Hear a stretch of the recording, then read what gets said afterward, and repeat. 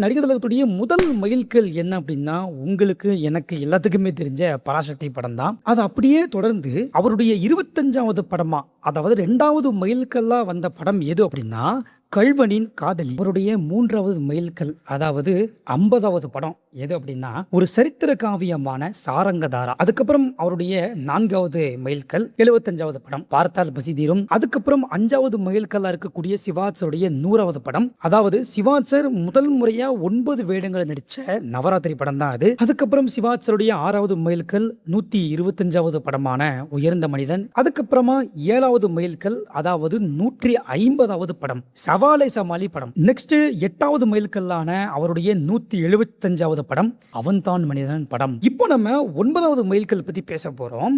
அதாவது சிவாசருடைய 200வது படம் திரிசூலம் படம் தான். அதுக்கப்புறம் சிவாசருடைய 225வது படம், அதாவது 10வது மைல்கல் எது அப்படின்னா தீர்ப்பு. அவருடைய 250வது படமா, அதாவது 11வது மைல்கல்லா வெளியான படம் எது அப்படின்னா ஏவிஎம் தயாரிப்பில் வெளியான நாம் இருவர். அதுக்கப்புறம் சிவாசருடைய 12வது மைல்கல், அதாவது 275வது படம்.